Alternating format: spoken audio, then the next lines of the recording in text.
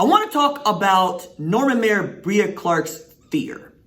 Her fear of what could be headed to her city in just 3 months time, really.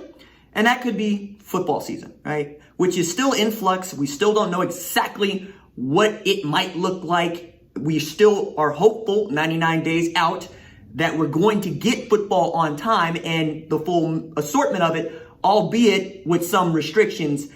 And I find this to be a very interesting moment for our elected officials, particularly mayors, right? Because Bria Clark, G.T. Bynum, David Holt were all very much on board with shelter in place.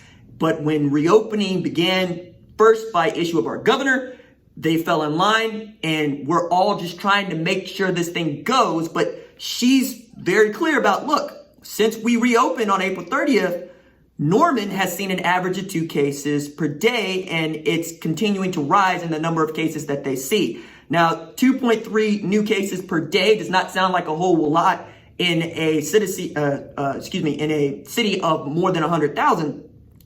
And especially in relation to the just over 5,600 cases we have seen in the state of Oklahoma so far.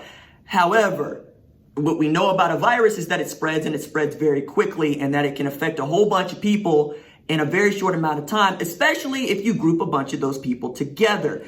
And I think hearing her speak about this with some measure of clarity, but also some measure of detail, is important. Her quote to the OU Daily is, I think the number of cases that would indicate a crisis would come down to what our contact tracers can handle.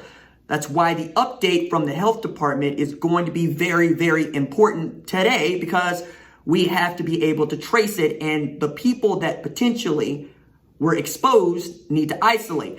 Having 80,000 people right next to each other is terrifying to me as a concept at this time. And if you didn't let them in the stadium, what would they do? Tailgate? Then it becomes the city's problem. And that's also what terrifies me. So if we take away tailgating, what are they going to do? Hang out in bars and be in close quarters? She has a very good point there, because we love our freedom and we don't like being told what we're gonna do. And we are going to be terrifically defiant, because that's also the legacy of this country. I mean, it was founded in rebellion. Let's not get it twisted, right? That is our natural state. However, asking a large group of people to do what is best for an even larger group of people has not been proven terribly successful, right? And as a matter of fact, what you can almost guarantee in it is strife. And I think as the mayor, she's trying to lay some groundwork for going, hey, I understand that we're reopening phase 1 with about 25% capacity in most cases, and we're expected to go to phase 2 at the end of this month, the beginning of next, May 29th, June 1st. I also get not wanting to invite, and it's not just 80,000 people, right? It's probably closer to 3 or 4 times that if you're being clear about it, because 80,000 is what Memorial Stadium holds. Not everybody that comes out to Norman on a Saturday when Oklahoma's playing is going to get into the stadium. As a matter of fact, business kind of depends on getting more than that 80,000 to the city of Norman. It's one of the reasons why living there, I was never enthusiastic, because look, everything costs more because it's a tourist attraction for 6 to 7 fall Saturdays a year. And many businesses put their entire, business model on football season, right? And the things that usually allows for are not going to be allowed for this year. I mean, even under the best circumstances where we get 12 football games from each of the major schools, I can't anticipate, at least even during the first month, getting there anywhere close to 50% capacity today. But that's kind of the point, right? And that's what I think folks that don't really buy into the hype, and I don't think it's hype, it's science. I mean, we can actually see this in the data. This is not what they want to acknowledge, but they're also going, hey, we're 3 months away. Why are we talking about this 3 months away? Because that's what you do. You plan for this stuff.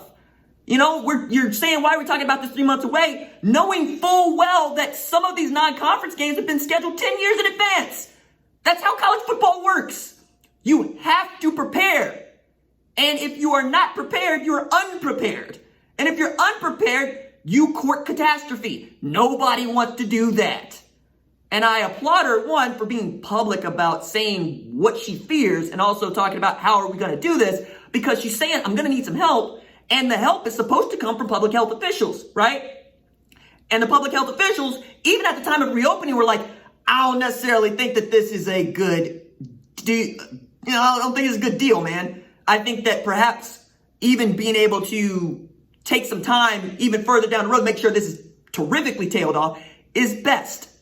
But apparently, she's not going to get that luxury. So I think at the very least, she gets to look back in 4 or 5 months if something does happen and say, look, I said this. But, nobody actually wants to be right with this stuff. We all just want to be safe. And we want to have stuff, but we want to be safe. And I get that.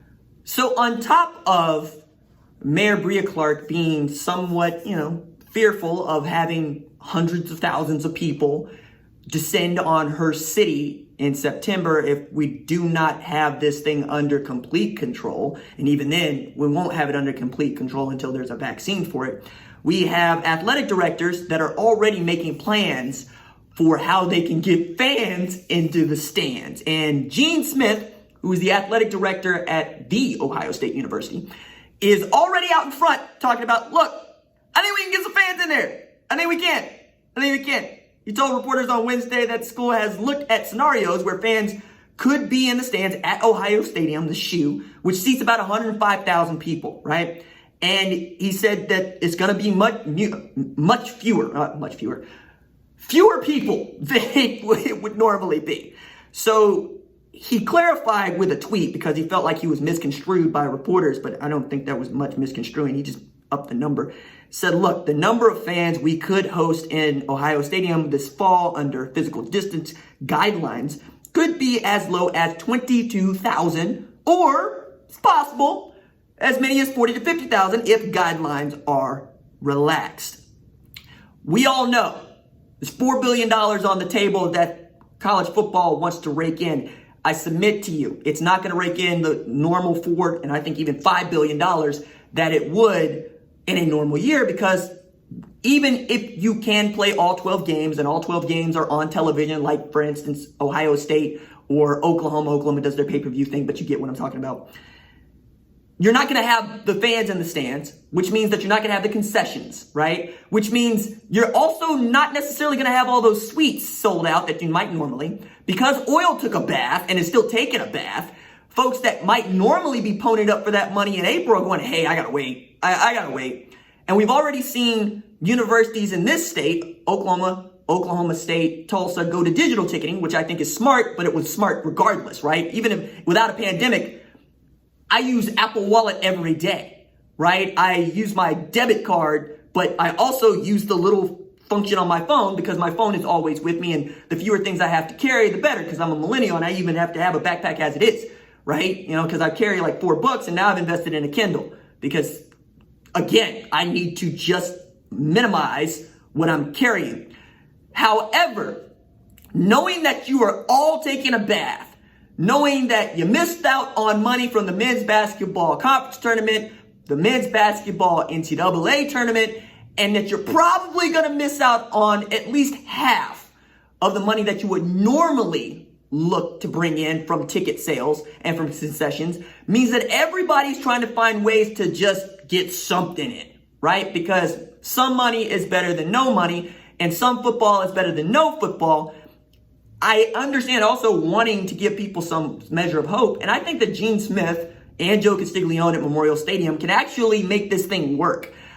I do, however, think that there is more than a little bit of trepidation about the details, because the details are where this thing is going to be important, and the details are where you're going to have to convince public health officials to sign off on this thing, which means that you're probably going to have to go above and beyond what they would want to see to make them feel good about it. And it seems right now, not a whole lot of people are willing to go as far as above and beyond as they're going to have to go. Because we're not just talking about PPE, we're not just talking about masks, we're talking about, hey, we can't let you in the stadium unless you're wearing a mask. Who's going to submit to that? I say everybody because they submit to the clear bag policies. If you have been to a game, you understand that the event personnel is not going to let you in unless you are media or working with the team with a bag that is not clear. People get turned away all the time. As a matter of fact, I tried to take my girlfriend Laurel to a game, well, her and the girls to the game between Tulsa and Wichita State. And she tried to get in with her purse, didn't make it through, bought a clear bag, trekked all the way back to the truck, right? Put her stuff in it, then put the stuff in the bag, and then came back in because they were gracious about it to let me get through. But is it an inconvenience? Hell yes. It's an inconvenience to park at the law school and basically walk 3 blocks. But I did it, and I think most people will do it because they wanted to be in on this thing. And I totally understand if the University of Oklahoma says, look, it's a hot ticket. We understand you want to be there, but if you're not wearing masks and you're not willing to respect the 6 feet of distance and you're not willing to respect all of the things that we have to do to make sure this goes off, we can't have you in there. The way that people think about themselves in relation to the rest of the country is playing an enormous part in this, right? Because if you are a rural community, if you are what the rest of the world calls a flyover state, like Oklahoma, or let's say Indiana, right? Or Omaha, Nebraska. Omaha's a city, RJ. Duh. You feel some kind of way about being able to take advantage of this thing that the rest of the nation cannot, because for once, you're the center of attention, right? You have to come to us, right? We have had to watch everything else from the coast make its way in. For once, they're going to have to watch us and make their way out. And you feel some sense of pride about that, but you also feel some sense of finally, we got a leg up on the Yankees over there and on the left coasters over there, and we're going to press it, by God. You know, I get that because the same folks that were normally making fun of us, making fun of the places like Alabama, Mississippi are all going, how do you like us now? You know, like my experience going to Manhattan, you know, the last 3-4 times that I've been there the last 2 years has been one of me defending my state and I'm ready to fight people in a way that, you know, it's like only I get to pick on my siblings, right? You don't get to pick on my siblings. I'm gonna beat you down. Like I went into a Foot Locker, the Foot Locker in the Garment District in New York, right? The Foot Locker.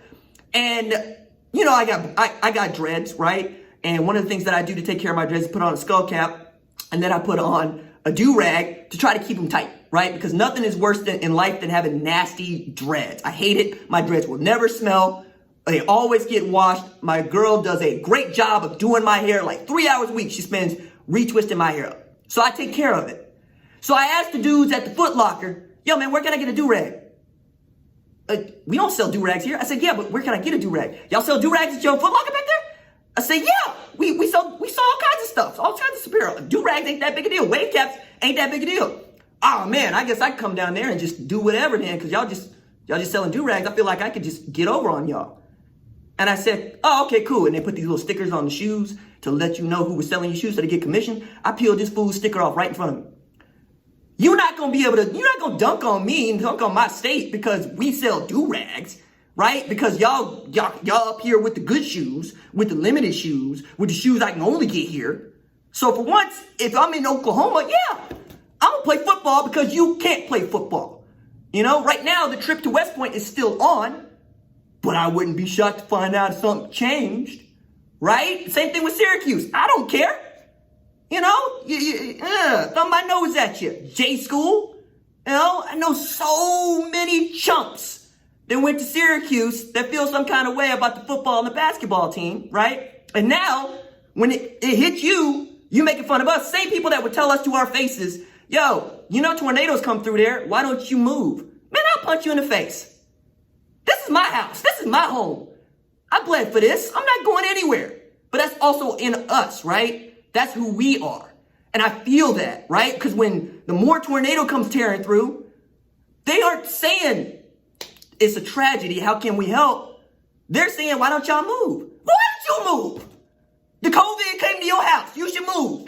How does that sound? How does that feel? And I think that's going to play itself out, right? That's my point. I think all of that is going to play itself out in this conversation. So that's ongoing, right? The SEC is going to feel some kind of way about being able to play football. You saw Georgia was the first state to be like, nope, We open it. Defiantly. Which, is the South, right? I mean, hell, the South shot first. The Union responded. Like, that's who we are. We're looking to fight people. Fight me is I need to get a tattoo, says fight me. I got 20, but I just need to get a tattoo.